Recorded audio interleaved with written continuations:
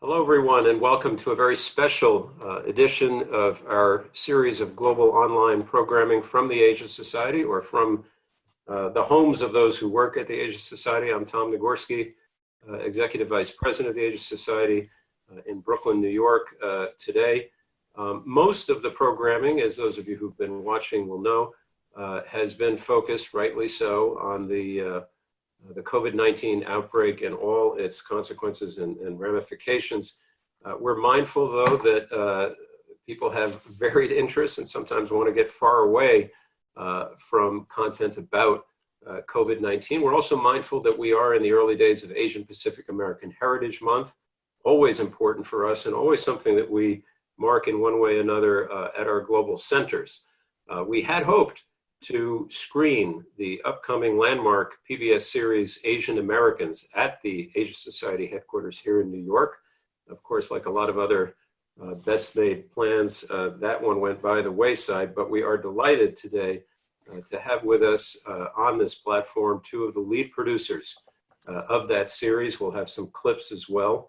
I'm fortunate to have had a bit of a sneak preview in the last few days. It is a 5-hour, 5-episode series, and I'll just say this doesn't give too much away. It's magnificent. You got to watch. It debuts on Monday, May 11th, across the PBS network. It has been a decade in the making, and it's an amazing combination of a really, I would say, comprehensive history and a really complex history of the Asian experience in this country. But it's also, comprehensive histories can be just that, sometimes a little bit on the comprehensive as in slow and dull side. This is anything but. It is inspiring, it is compelling, and as I say, we're very happy to have two of the producers of the Asian American series with us today. Grace Lee is with us, Geeta Gandbhir as well, two superstars in the world of documentary filmmaking. Geeta's smiling, but it's true.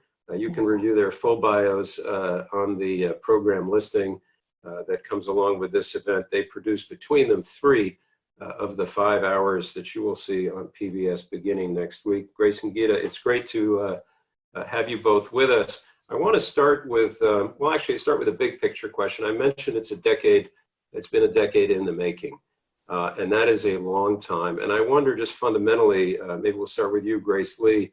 I know you weren't either one of you present at the creation of the series, but can you speak just to the point of how exactly this project was born and why? Sure. Thanks a lot for having us. It's really exciting to be speaking with everyone today, and especially with Geeta, my old friend. So I think this series, the genesis happened probably 10 years. It's been 10 years in the making. Jeff Bieber, who's an executive producer at WETA in Washington, D.C., the PBS station there, Don Young for Center from Asian American Media, they, along with Renee Tajima-Pena, have been developing and fundraising to have a series of this magnitude come out for the last, several years. And it's something that I think is really, Asian Americans are the fastest growing ethnic group in the United States today. And, we're such a vast and diverse group of people. It's something that has been long, we've been waiting for it for a long time. And I think this is the time for it to come together. When Renee and Don came on, they reached out to me maybe a few years ago. And then, in 2019 is when we actually started production and making it happen. Yeah, you mentioned just how diverse the community is. The series is really, it reflects that diversity, not just in terms of geography and experience, but going back a long way to really cover the Japanese, Korean, Chinese, I'll leave some out, but Vietnamese, Filipino, Indian experiences and more. And there's really all manner of trauma that you see along the way, and also all manner of achievement. So with all that diversity, Geeta, maybe I'll ask you this question. Did you see a common thread in some of the experiences, either in the episode you produced or in watching the whole thing, or is that diversity just make it impossible to generalize in any way about the Asian American experience? It's interesting. I think there is definitely a common experience, but it lends itself to a common immigrant experience with with the diversity that existed for people coming over, regardless of which community they might be from. There's similar struggles and similar triumphs. I mean, there's just literally the adjustment to a new society, to the traditions, customs, and rules and regulations, et cetera. There's sort of the struggle for, there's the emphasis on family. There's the issues around education, language barriers, et cetera. But I think I think is, along with, Asians, Americans, and other immigrant communities share that as well. But I think, so there's that commonality. But I think one of the things that we really wanted to tackle in this series was looking at our experiences through the lens of social justice and the sort of struggles and triumphs that go along with trying to find our footing in a new society and becoming part of that society through overcoming numerous barriers that were put in place long before we got here, and then in reaction to our being here as well. There is a common struggle to overcome the perpetual foreigner myth that I think we face. It's very different from folks who might come over from other communities who have white privilege, who are able to move in society in different ways. And then as we are the fastest growing population now, there's really the question which my episode lands on, which is about, justice or just us. That was a sort of a thing that we, one of the themes that we ended up on. It's like, now that once we do have a voice, the question is, what do we do with it? And how do we participate and move forward to the future?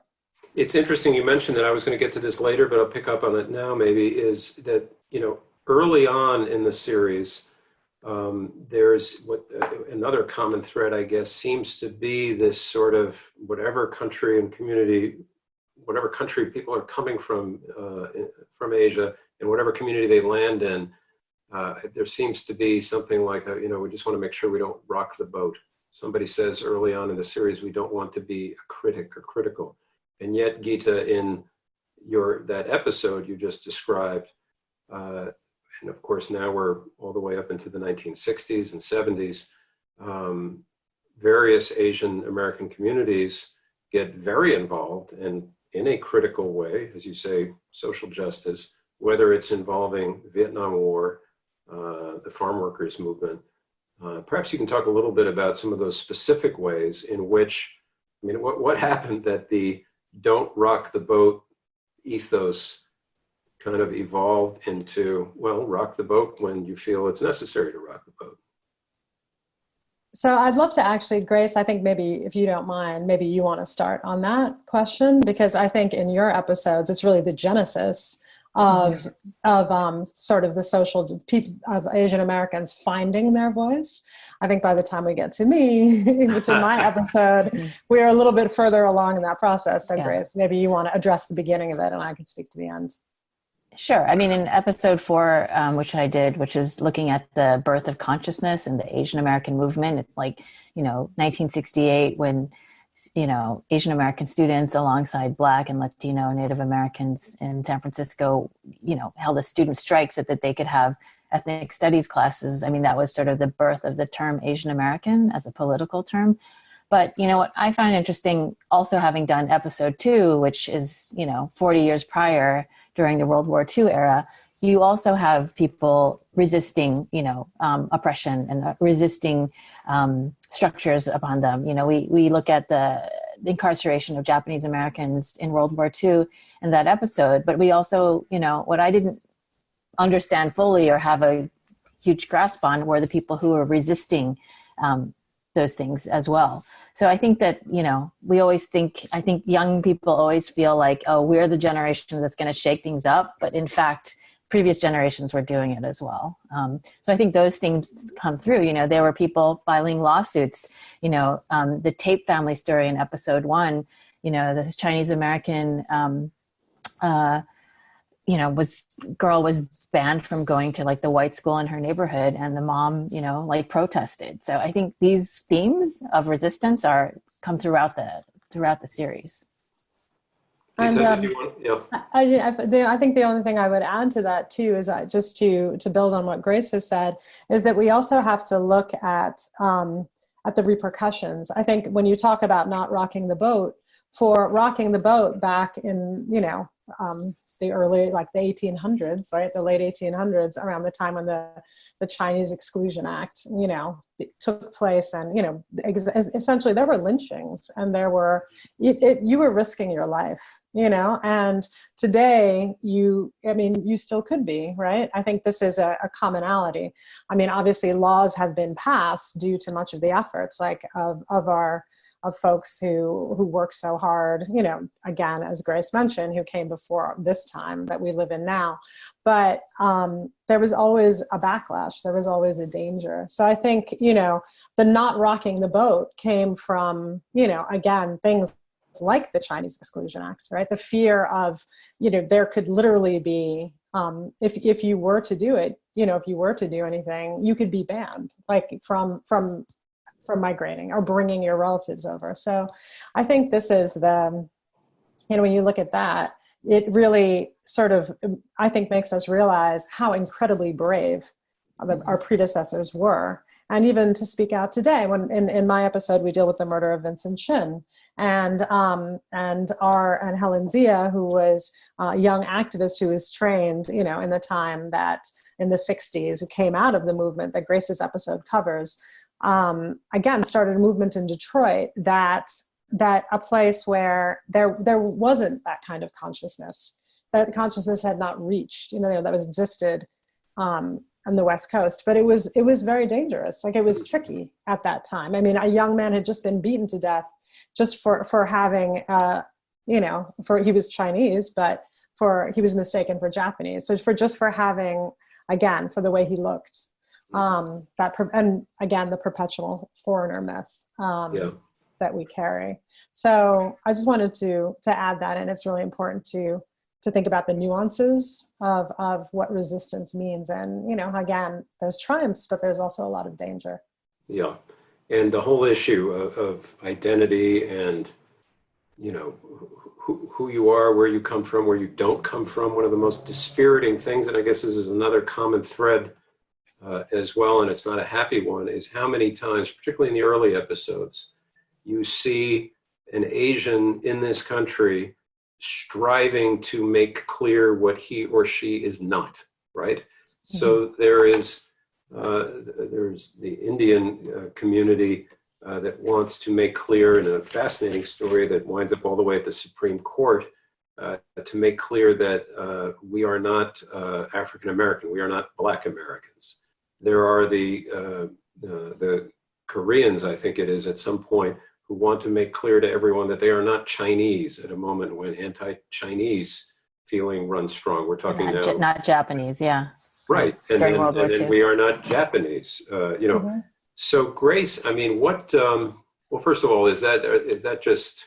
I guess it's different in every case, but did that strike you in some way as? I mean, it's a profoundly depressing thing, obviously, to come and just sort of spend all this energy talking not about who you are, but who you're not. Yeah, I mean, I think,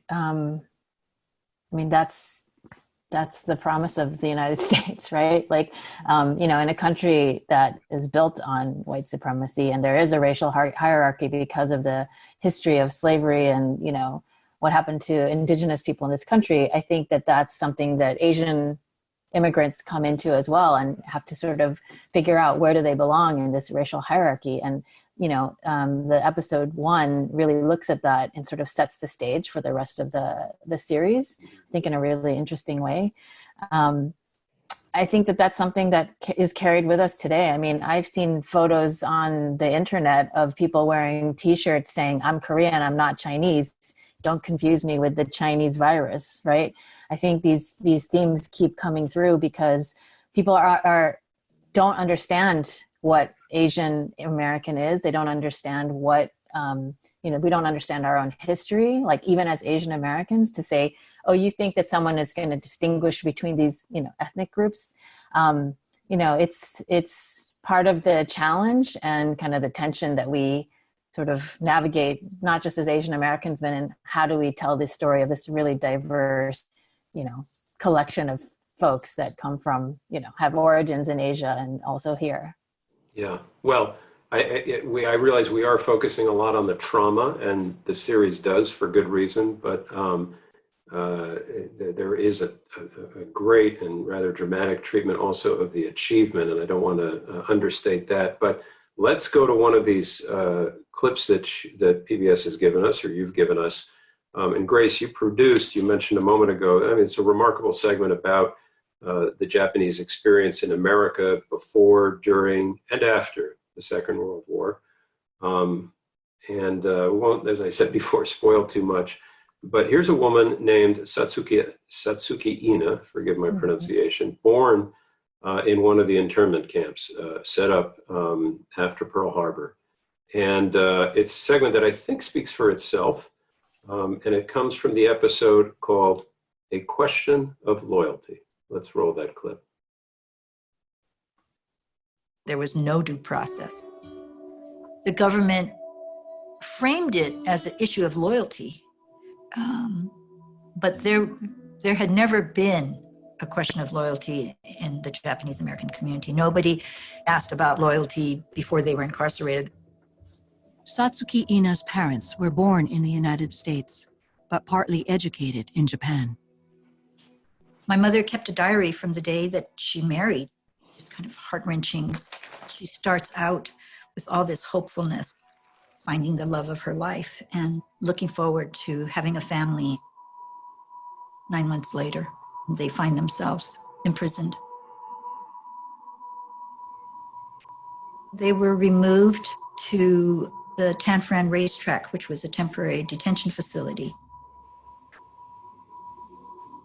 If you had 1/16 Japanese blood, even if you were a baby in an orphanage, you were put in an orphanage in one of the camps. This was based on race. There is a photograph of my mother standing in line in San Francisco in front of a community hall that was taken by Dorothea Lange. That photo captured the moment before she was assigned to be number 14911. It's really clear the anxious look on her face, the beginning of the unknown for her. Now, what's among the many things that are interesting about her story are, and I realize we're jumping around chronologically, but there's a method to that.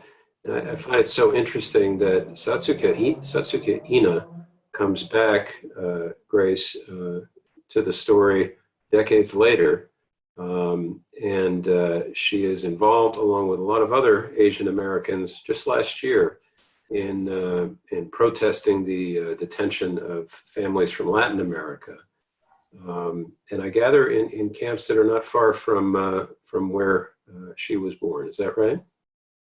Yeah, that's correct. I mean, she was born in a concentration camp in Tule Lake, California. Eventually, her father, the whole family was reunited in a sort of high security kind of Guantanamo-like camp that was for special, highly suspect highly suspect enemy aliens in Crystal City, Texas.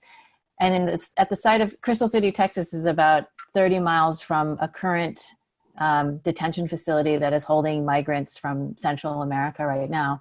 And so this group of elderly Japanese Americans and descendants, survivors of the camps, we filmed them at a demonstration. They did a pilgrimage back to Crystal City to sort of look at the site where they all grew up as children. But then they also, had a demonstration to say that never again should this happen on our watch. They also were, locked up as children and had no due process, all of the things that we talk about in the World War II episode, but it's still happening again. Mm-hmm. It is interesting. Again, nothing is really that predictable in your series, which is another thing that makes it so compelling. I'm reminded as you talk about that episode recently that back in I guess it's the early '90s, and this comes over to I think something that Geeta produced, that you have the Korean community that gets into all sorts of conflict with the African American community in Los Angeles when the rioting post Rodney King, for our younger viewers, the Rodney King beatings that led to a horrible spate of riots in Los Angeles in the early '90s, and all of a sudden these two communities that have experienced different sorts of racism, and they're almost at each other's throats. Geeta, I guess that's a statement more than a question, but before we come back to Japan, describe, if you can, a little bit what that tension was like.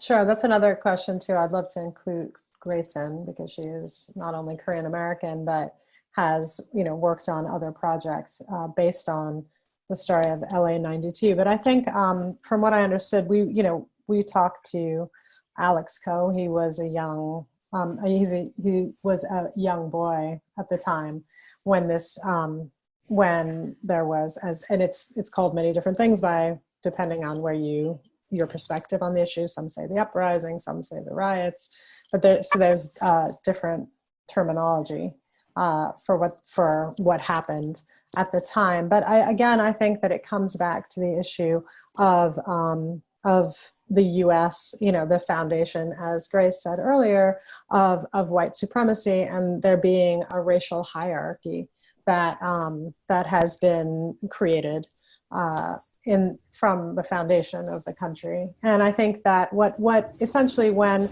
immigrants come over, you see this repeats with again, each immigrant group that comes over is sort of, depending on the time frame and depending on how they are perceived, certain opportunities are afforded to them and others are not.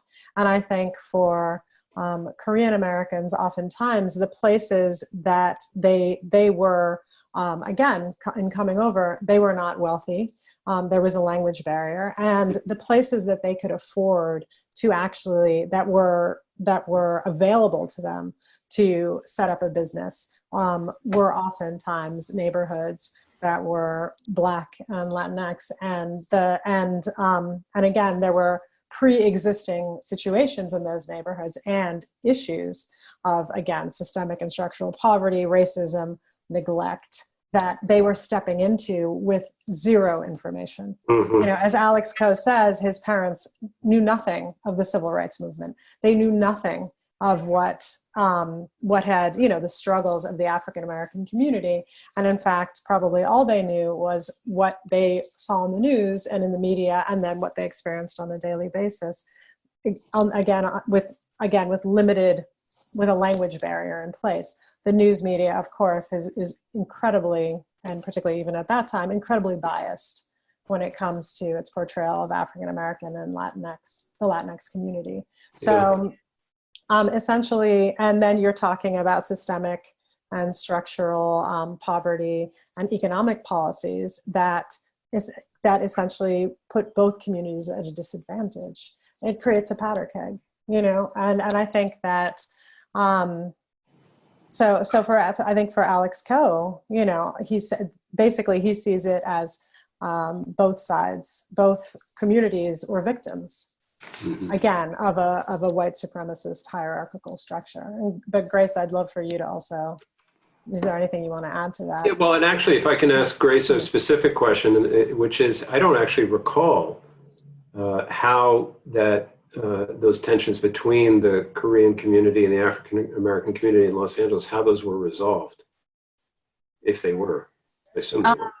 I mean, I think that it's always the work of, we always see what's in the headlines and like on headline news and, the same images repeated over and over again.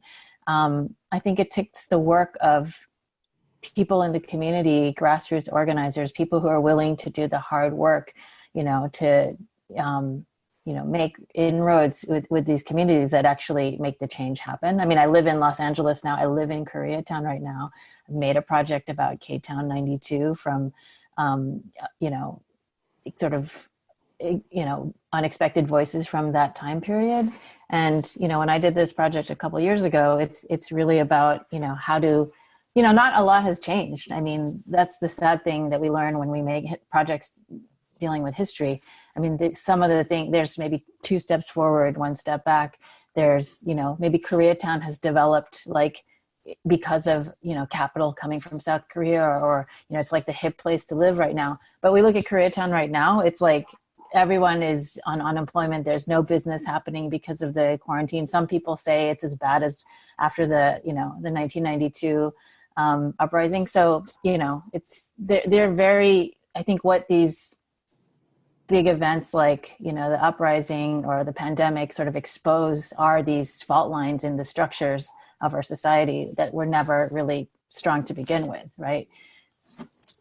So we're going to do that chronological time machine thing again now, where we wander back to the Japanese American community in the Second World War, because there just is an extraordinary, again, nuance is great, and boy, do you find some nuance in the story of the Uno family, Grace. And I'm simplifying absurdly here, but for our viewers, so this is there's a Japanese American who goes back to Japan because he's a journalist and isn't finding any success professionally or otherwise in this country, goes to Japan and winds up being, depending on your point of view, I guess, a journalist or a propagandist for the Japanese army. Meanwhile, he has some brothers who wind up fighting for the United States, fighting for the country, which at the same time is interning, detaining other members of their family in these camps in the United States. It's remarkable. How did you come across, first of all, the Uno family in the first place?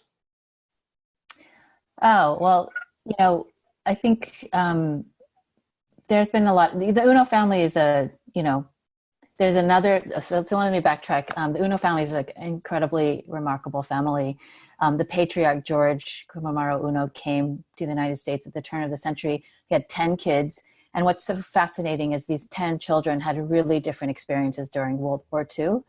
As you mentioned, Buddy Uno, the eldest son, ends up going back to Asia as a war correspondent because there are no opportunities because of racism in the United States. Ends up staying in Japan and working, for the Imperial Army as like a, correspondent for the army.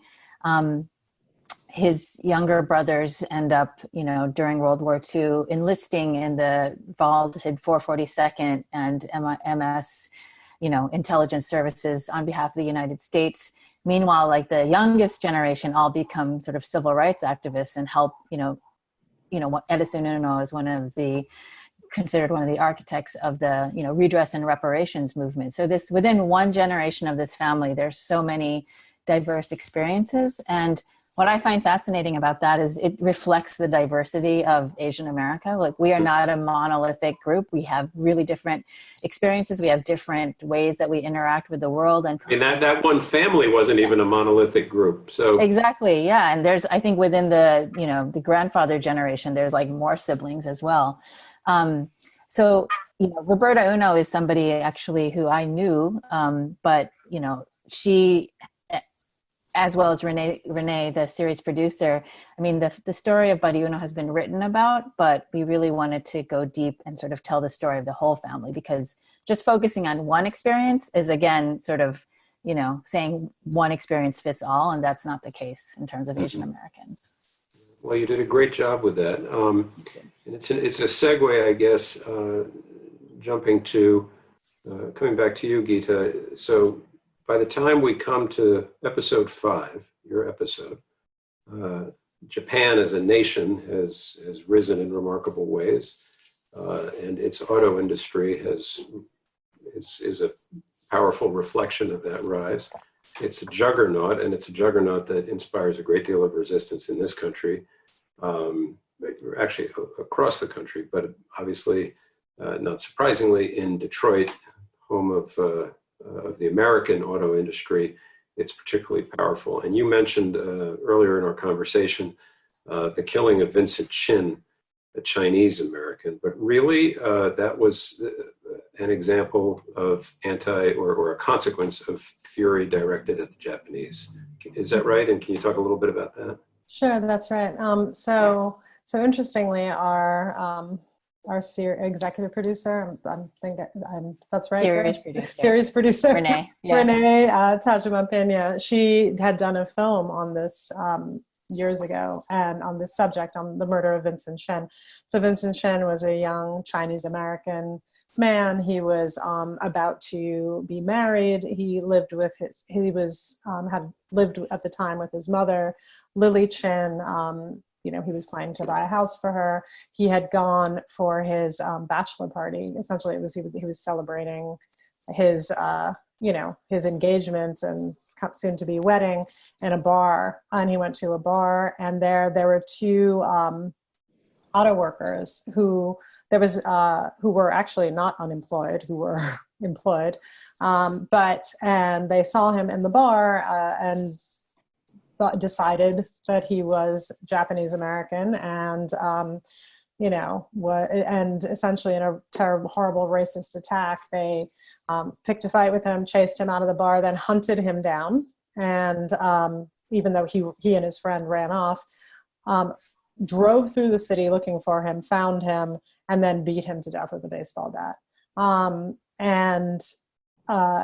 Helen Zia, who is our storyteller in that section, was a young activist and journalist at that time in Detroit, and she had worked in an auto plant, and she was one of the activists at that time who had come out of the movement that Grace spoke about in the 60s in San Francisco and in California, and she was sort of trained for this, and she began organizing. She basically started organizing the community there, and it became a really, and again, this was a small community, as she had told us, where there wasn't much of who didn't feel they had much of a voice prior to this, and then were facing, again, a recession. There was a recession. They were facing tremendous scapegoating. It was a community that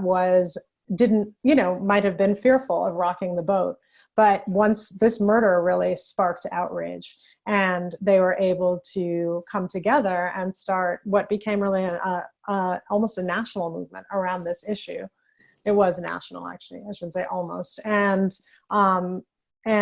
although Vincent Shen's killers never served time, there was a trial, and then there was another trial, which is a sort of a long, convoluted story, but they were able to impact laws and legislation around hate crimes and this sort of killing, which, again, affects us today and has changed the way that has changed legislation today. And this is really, again, this was a movement that was really pivotal, I think, to changing the trajectory of how hate crimes were handled. In that time period, there were numerous hate crimes against Asian Americans. There was actually a shooting, a school shooting earlier that happened, an incident that happened in California as well,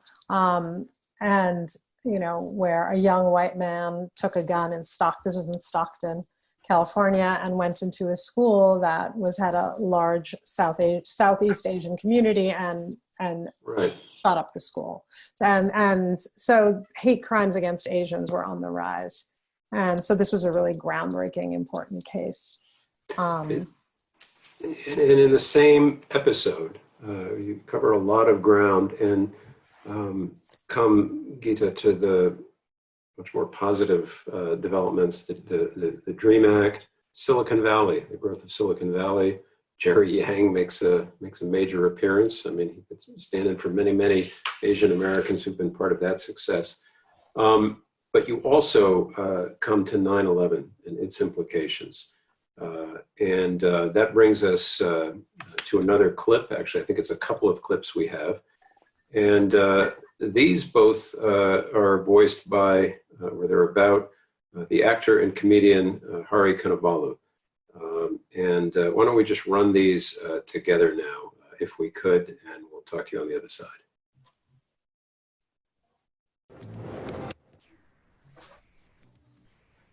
The future that people in this country seem to be afraid of, where there's many different cultures, where whites are the minority. Yeah, I grew up in the future. That's Queens. I was always surrounded by diversity. Like, if anything, I was sheltered in diversity. Like, I just assumed the whole country was like Queens, New York. When Hari's parents came to the United States, they were part of a historic wave of new immigrants who would change America. Today, Asians in America are making their presence felt as the country's fastest growing racial group. In a time when we find ourselves increasingly polarized, Asian Americans are playing an essential role in the future of America.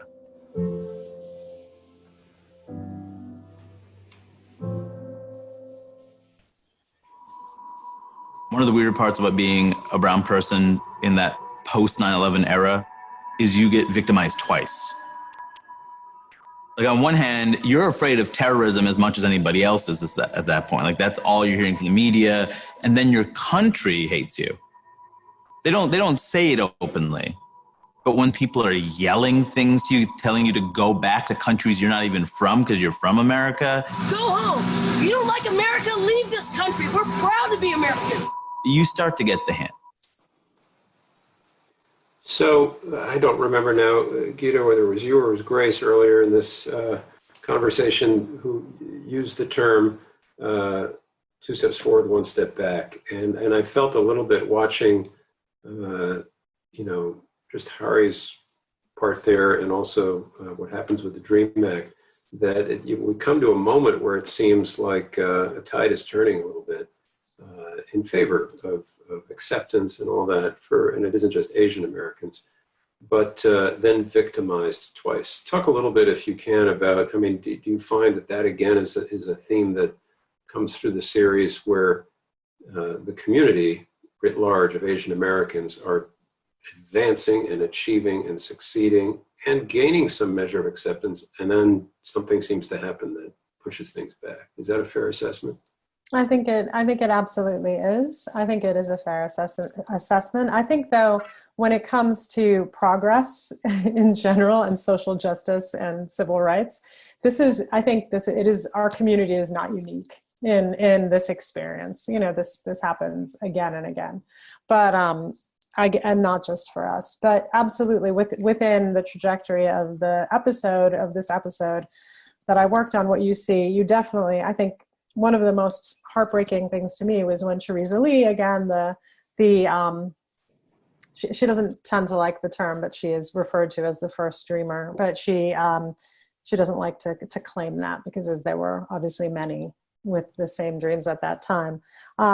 She was literally on her way to an event where a bill for the Dreamers, again, that had been this bill written by Dick Durbin, sponsored by Dick Durbin, and was to be signed, and she was to perform there, and she was leaving for the airport when 9/11 happened, and then the legislation around the Dreamers since then has been in limbo.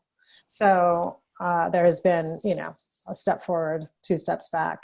And then with Hari, I think, again, whenever there is an event that impacts the country, there is often a scapegoat, that negatively impacts the country. People look for a scapegoat. Obviously, with 9/11, the impact on the South Asian community was enormous. Again, that you see the repetition of what we saw in World War II, in the early 80s with Vincent Shen, unfortunately. And we're seeing it happen now. The idea that, again, with COVID-19 being referred to by the leadership in this country as the Chinese virus or the China virus, again, you see the same sort of behavior happening, some abuse, violence, scapegoating, etc., towards Chinese Americans. Yeah. And again, after 9/11, the people who were, interestingly, the people who were killed post 9/11 were for the majority were Indian and were actually not Muslim, who were killed, meaning publicly, like not detained and then something happened to them, by government, but by just sort of in hate crimes. So again, this is something that the funny thing with history, as we have heard many, many times, is if we don't pay attention to it and look at the mistakes that have been made and try to correct them, it repeats itself. Yeah. Well, here's a question. Here's a question from somebody in our audience, Saeed, watching on the YouTube broadcast here. Have you seen? It goes right to what you were talking about, Geeta, but maybe we'll give Grace a chance to jump in. Have you seen an evolution of which Asians get targeted over time? I have an observation, this is Saeed speaking, that it seems to follow who the United States is currently at war or seems to be ready to go to war with. The terminology is messy and there is a lot of collateral damage, probably why Koreans had to say we are not Japanese. But World War II with Japan, the Korean War, Vietnam War, and today with the Middle Easterners and Muslims, and then Indian Americans and Sikhs are collateral damage here. It's a very articulately worded question. Grace, do you want to weigh in on any of that? I think how many wars has the United States fought in Asia or been part of, over the last 150 years? It's starting from taking the Philippines as a colony to, World War II, Korea, Vietnam, all of it. I think that's a really astute expression. In episode 4, we look at the war in Vietnam.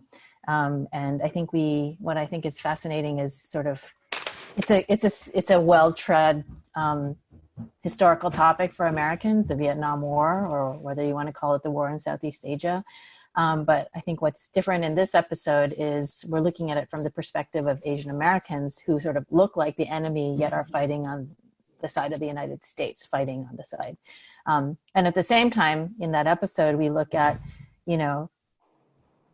children who are immigrant refugees like Viet Thanh Nguyen, the novelist, Ham Tran, a filmmaker, who try to, like their predecessors in the 60s, try to grapple with history by making their own, sort of telling their own story of what happened here. And I think there's this constant struggle with Asian Americans of, we're going through these traumatic times, these sort of events, these traumatic events, but also trying to process them as well. And that's where I think storytellers, historians, people like us making this documentary, we get to have another chance at understanding what this all means. And I think, to me, that's been one of the greatest gifts of working on this series, as someone who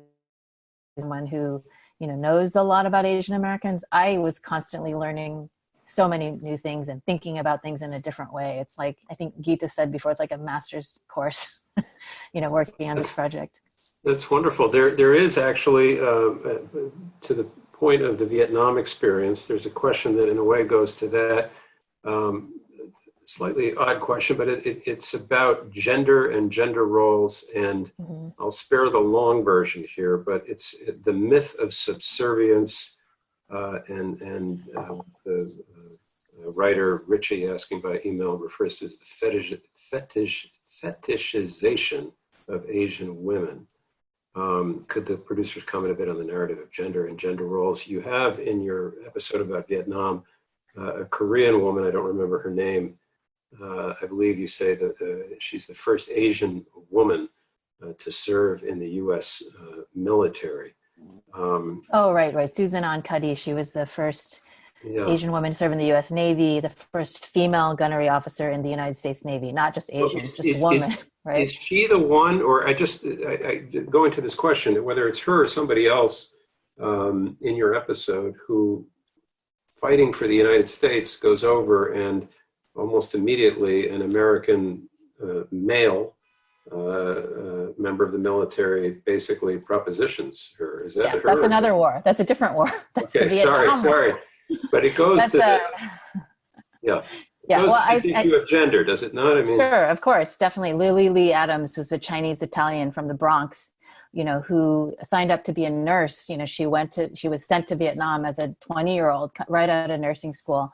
And I love her inclusion in the episode because we have these young Marines from California who fight in, they're in the Marine Corps, but then we have this young woman who goes there, and she has a completely different experience, more afraid of her fellow American GIs than she is of the enemy, because people are constantly, thinking that she's a prostitute, right? A local prostitute, or, the doctors are wanting to team up with her during their stay in Vietnam. And I think it's, one interesting thing about this production team is it's predominantly women, so I think the issues of gender, there's so many women's voices, I think, in this series than would normally come in a historical series like that. And I think that's something that I'm really proud of. And I think it really does matter who's telling the story. I mean, this is an almost entirely Asian American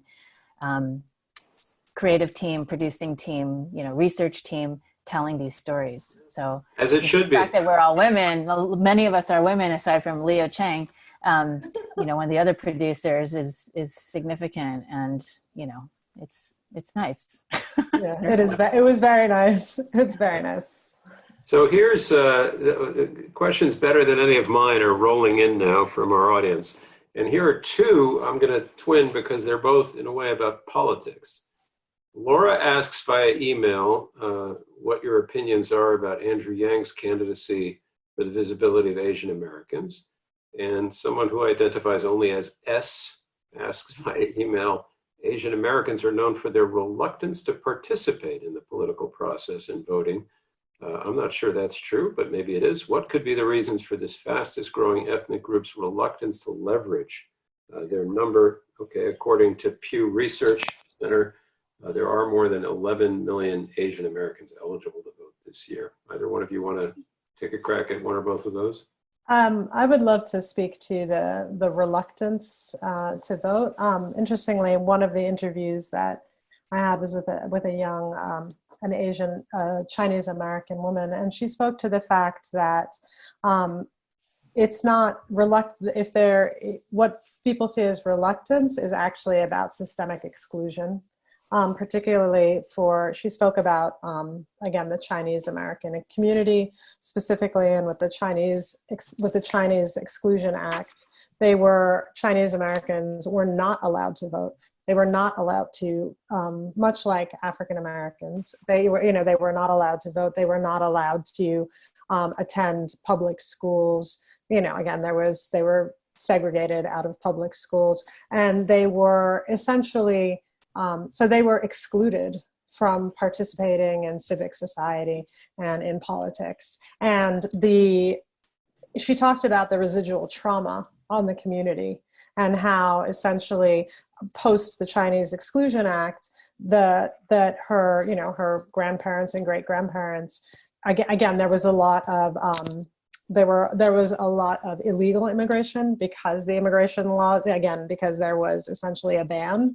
So there was a lot of illegal immigration, and there was a lot of folks in the community essentially trying to not rock the boat, as you had said earlier, trying to stay out of sight and out of trouble because of this incredibly stringent draconian laws that were, that were oppressing the community.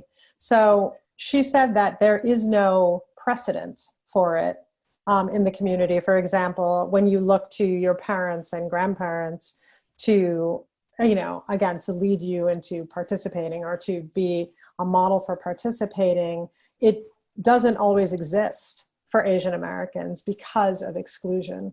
So I think I just want to make sure that, and I think a lot of Asian Americans are defying that now, obviously, but that it takes time.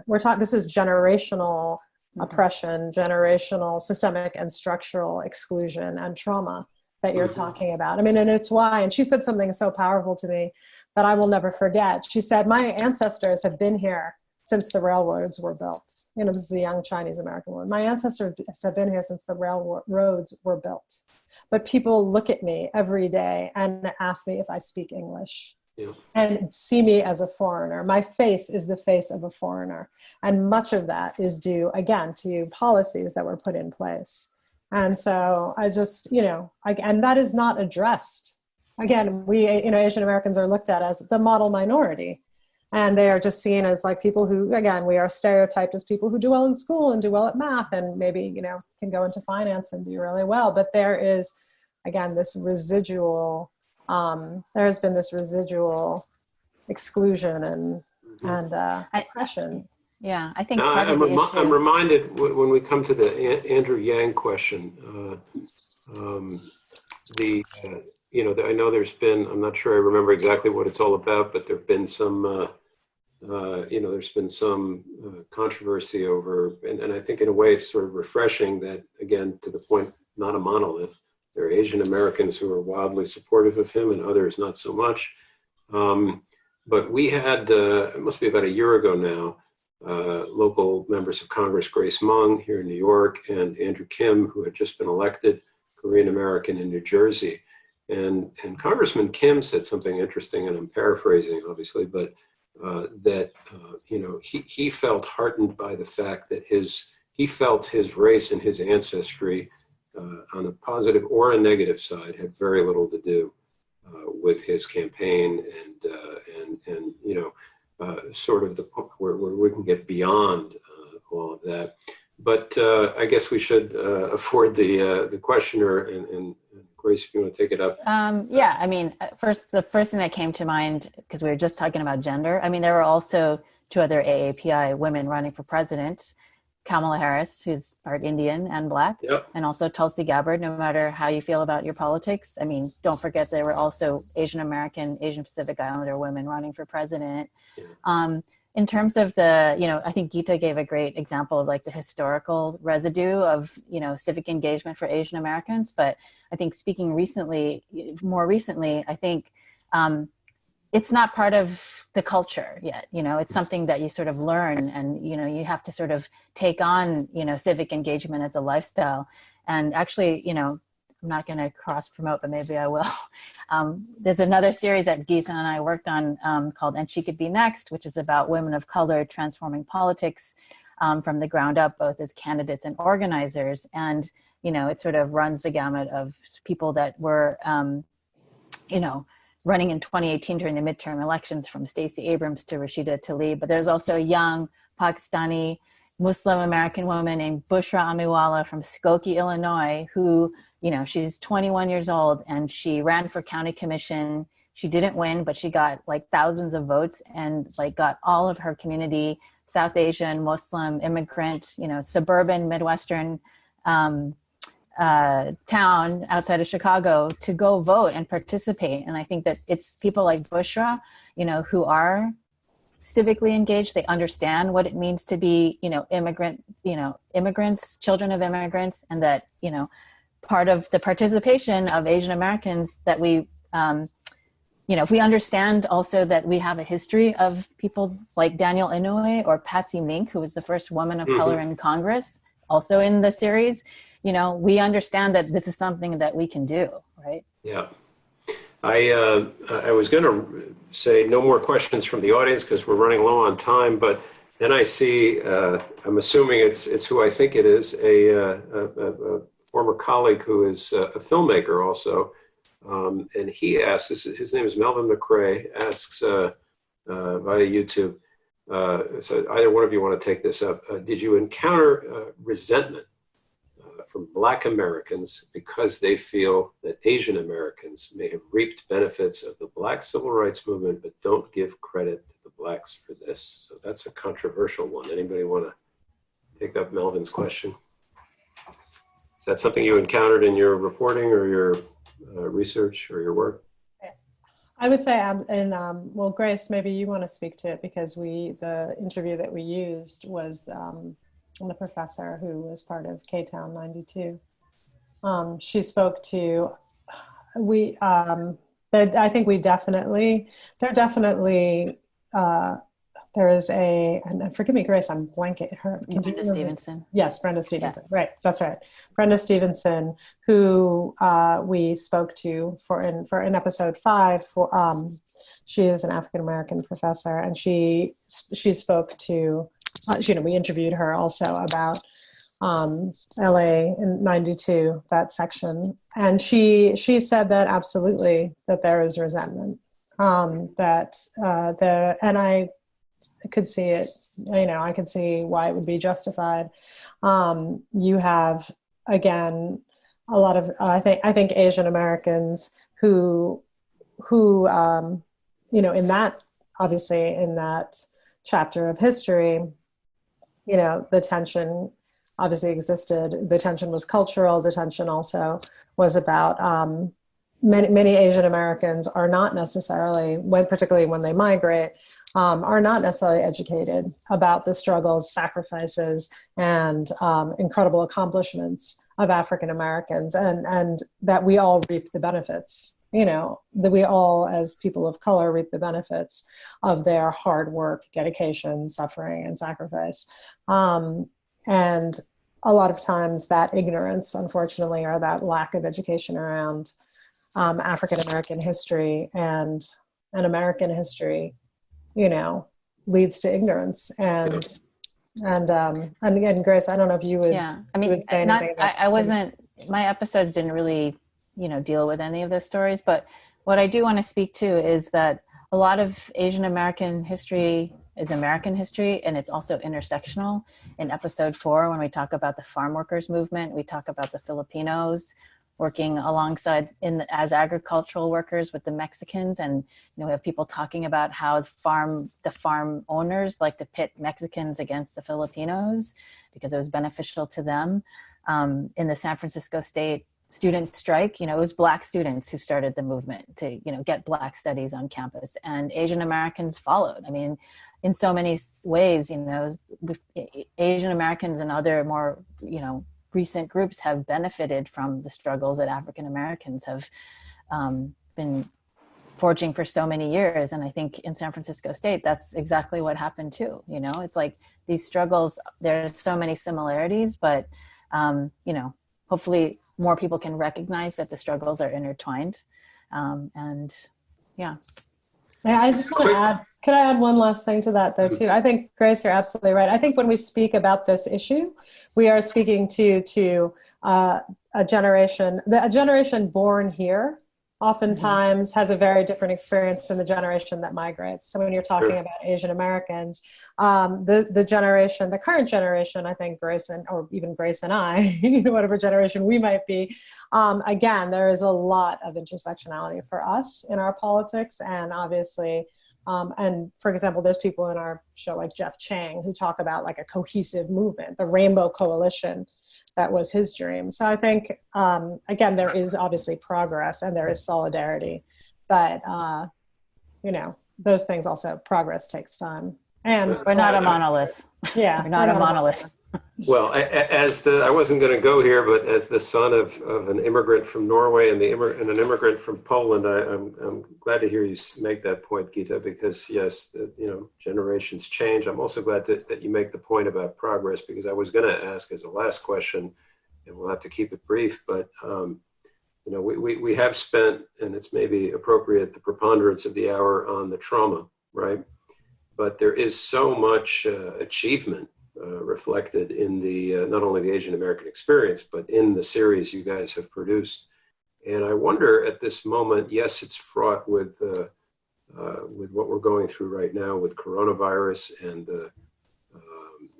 some of the racism and xenophobia we've seen, and we've focused on this at the Asia Society on this platform as well.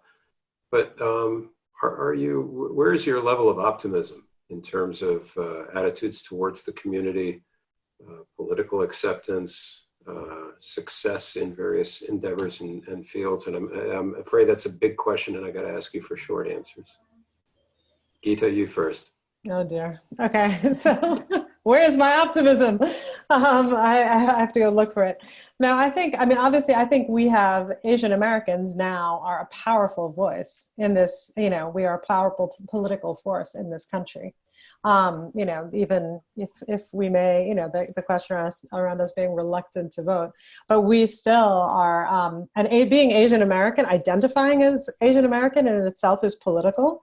And I think a choice that many of us make because it makes us, it amplifies our voice and our power. And so, I think that we definitely have a lot to say. We have come really, really far. And I think that, again, we have to internally encourage each other to be proactive and to be active in civic discourse and in sort of all facets of life again, we are still in the justice or just us phase, as I think all communities might be.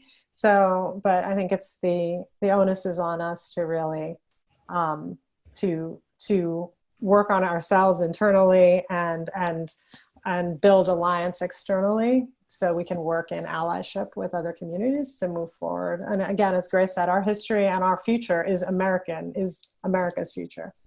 So.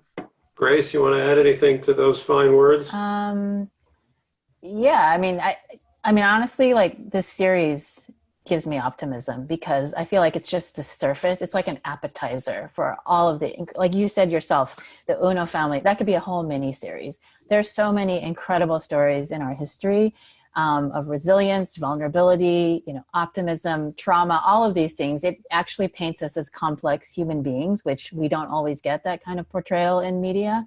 So I'm really excited about how people will engage with this series and sort of hopefully that will spawn more people to tell their own stories.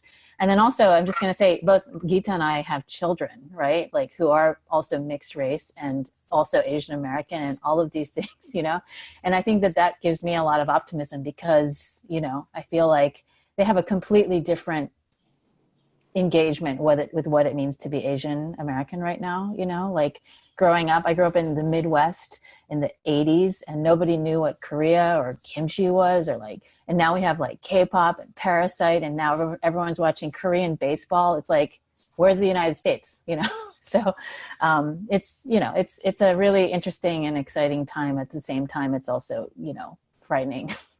Yeah. Well said. The series, again, is Asian Americans, production of WETA and the Center for Asian American Media for PBS. Premieres Monday, May 11th, streaming for the next 28 days if you can't catch the broadcast. And speaking, by the way, of Asian Americans, I should say that I'll be speaking with the great Korean American author, Min Jin Lee, on this platform, author most recently of Pachinko. That's next Thursday, May the 14th, 6:30 Eastern. For all of the Asia Society programming, you can go to asiasociety.org. Geeta, Gandbhir, Grace Lee, phenomenal to have you with us. Best of luck with the series and all the other things you work on. I'm Tom Nagorski with the Asia Society. As always, stay safe. And remember, we are all in this together. Take care. Thank you. Thank you. Thank you so much.